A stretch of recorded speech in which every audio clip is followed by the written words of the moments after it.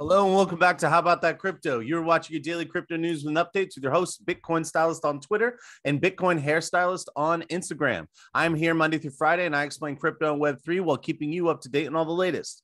Today's news and updates is all about crypto's great reset.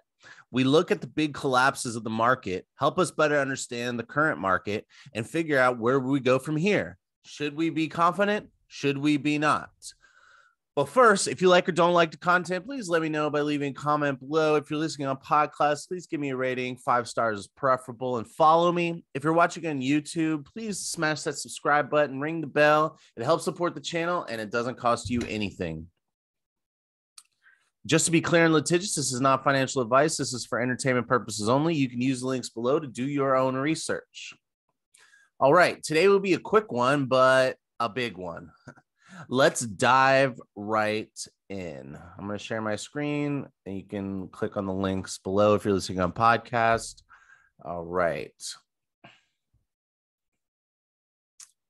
Authors Michael Del Castillo and Stephen Ehrlich write for Forbes, Crypto's Great Reset, how digital asset investors will recover from the market's $1 trillion meltdown. The authors claim here that there have been 5 resets in crypto. First, there was 2014 Mt. Gox exchange. They got hacked. It was a crypto exchange, got hacked. I actually know somebody who had a bunch of Bitcoin. I think he had like 20 Bitcoin or something. He's so pissed about it. He refuses to buy Bitcoin ever again. The second, 2016, the DAO hack, 60 million Ethereum was stolen by tricking a smart contract. $80 billion would be the valuation of that now. Interesting thing is, how did these contracts, so smart contracts are doing better. Bridges are the big question right now. So bridge hacks have been happening. We had that big Axie Infinity hack of 600 million, and that was the North Koreans. And based on the information we have available. And the third was 2018 ICO bubble popped. 60%. ICO is an initial coin offering, similar to an IPO, initial public offering. They just sell the coins to the public. And a lot of that behavior is what kind of creates a lot of the problems between whether these issues are securities or commodities. That's why they want to figure this out, because people can't just be selling coins to raise money from the public without going through the process of doing so. So 60% of the market at the time was wiped out, which is about $700 million. But it was mostly shit coins. So think of like the coins that are just there to make a buck. A lot of people think some of the meme coins are shit coins, but yeah, mostly low quality coins got wiped out. The fourth was in 2020 when COVID hit. 40% of the crypto market got wiped out. And then finally in 2022, we've had another big collapse, and the inflation, market de-risking, and all brought down further by the Terra Luna crash. $56 billion wiped out. Crypto has also had the same amount of massive declines, like big bear markets, as the U.S. stock market. But the U.S. stock market's been around for 100 years, and Bitcoin's only been around for 12. So you could say that like every time there's a crash, in theory, the new, stronger corporations and enterprises and teams should replace the ones that failed so that they can last even longer and longer. That's kind of the theory behind it anyway. The recent collapse was made so much worse by the Terra Luna crash.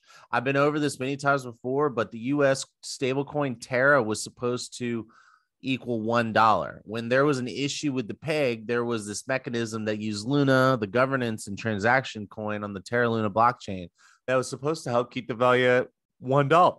Excuse me. It's a little complicated, but basically they were paired together. What was going to happen to one was probably going to happen to the other. Instead of this working, it did not. No one really knows what happened, but there's a lot of speculation that was an attack of the system. But if the stablecoin was supposed to hold at $1, it should have held at $1. Well, like the crashes before this one, the industry has learned something. They're fixing issues and moved on to create something. They're moving on to create something stronger. Stable coins that are physically backed by the underlying asset they claim, plus regular audits for transparency, will likely be the ones used in the future.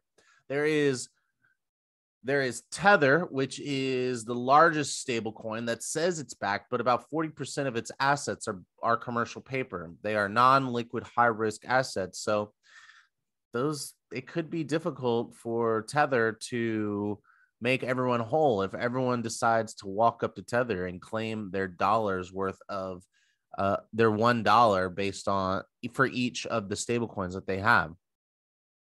But it does seem that algorithmic stablecoins like UST will likely be laid to rest. So now we have physically backed stablecoins like USDC, Gemini Dollar, and Tether, and there's one other one.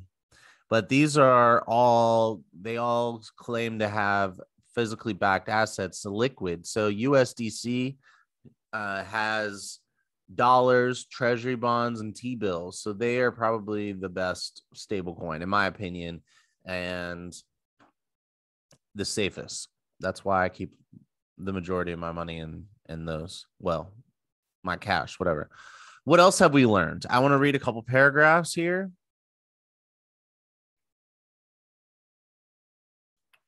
All right. It's a good article. You can read it. It's not all... Some of it's a lot of repetitive considering like how much we go over on a regular basis. Let's see the pace and methods. Where are we at? Yeah. The pace and methods by which these questions may be answered. So the questions has to do with like whether or not we have a stable coin, what went wrong, how can we make this stronger, how can we make this better, how can we come back stronger, just like we have every other bear market, and fix some of these problems. The pace and methods by which these questions may be answered will depend on how the market responds to this sudden shock. Crypto has already lost more than $1 trillion in value over the past 6 months, which has seen Bitcoin fall from nearly $70,000 to below $30,000. Adding further urgency is the fact that this could be the first macro crypto bear market where institutions such as Tesla have the asset on their balance sheets. In fact, MicroStrategy is the world's largest corporate holder of Bitcoin with a stockpile of 129,000 tokens with an average purchase price of $30,000 is now at a loss for the first time ever. The good news here is that most investors don't seem to be panicking, which should act as a shock absorber for the market. Ironically, that may be due to the fact that investors were already taking money off the table when Luna and Terra crashed. The industry had some de-risking in the crypto space even before Terra's collapse, says Managing Director of Global Market Strategy at JP Morgan Chase. The mean reversion in Bitcoin began in October, meaning that investors started reducing their bets on crypto in late 2021. So I think that that's interesting. I think that they're basically saying things could have been a lot worse had this kind of come out of nowhere, but the market was already in a process of de-risking, deleveraging, and taking profits. So it could have been a lot worse if this kind of thing shocked everybody, but we were already in a downward trend. I mean, ever since January, it was like down, down, down, down, down.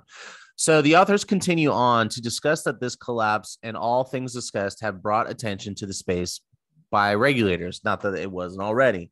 They go on to talk about how January Secretary Yellen doesn't think that the UST is going to hurt the broader financial world, but this is definitely going to be used as ammunition for why there needs to be regulation for stablecoins, which I agree. Why do I not want a stablecoin to actually be stable? All right. This has also caught the attention of entrepreneurs and developers in the space. So let me just read these 2 paragraphs for you, and we'll wrap it up. It would be nice if It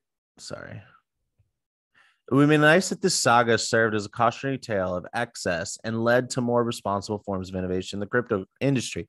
So the stablecoin Terra, you could get 20% interest. So you could take out a ton of leverage.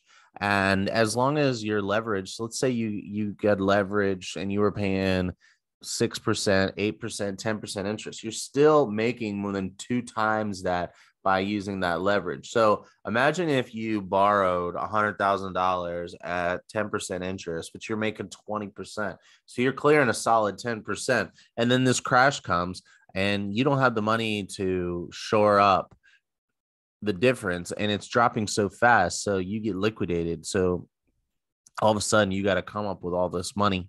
And this kind of causes this markets to tumble. Anyway, I just wanted to say that. I didn't say it earlier. Okay, so it'd be nice if all this was a cautionary tale of excess and led to more responsible forms of innovation in the crypto industry. One test case could be the novel financial institutions being developed in Wyoming, where Caitlin Long's Custodia is just one of several would-be banks that are looking to introduce responsible forms of finance by rejecting the rehypothecation of assets. Now, I want to just look this up because I don't think that this rehypothecation, here we go. I'm just going to pull up another definition because this says the collocating deposits and lending them to debtors. I'm assuming that's just what banks do. Meaning rehypothecate, to pledge a security with delivery of title or possession. Rehypothecation, let's see. Rehypothecation is when a lender uses an investor's collateral as collateral for one of their own obligations. So, okay, so if I put in $100,000 in the bank and then they turn around and borrow against my $100,000, then now they have a liability to me and a liability to whoever based on one. So what this bank is doing, Custodia, they're saying that they're not going to do that. But if they're not going to do that, so what? They're going to take my money and lend it to somebody else, I guess. So, but they're not going to borrow against it. Interesting. All right. So, like I guess a traditional bank is supposed to do.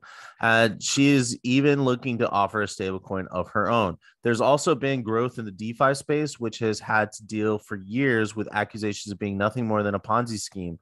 It's trying to become more crypto friendly. Two leading platforms, Aave and Compound, have both introduced versions only available to institutions, and Compound's offering even received a B rating from Standard & Poor's.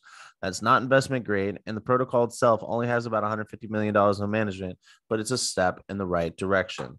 So I thought this would be like a great article to share today. I found this and I wanted to share it with you, and it just hasn't really had a lot of time. I've been too focused on making sure to keep you updated on where we're at, what's happening, where we're going. But I think that this is a nice addition to that, because this is telling you, like, hey, every time crypto falls, something is learned and people don't try not to make the same mistakes again.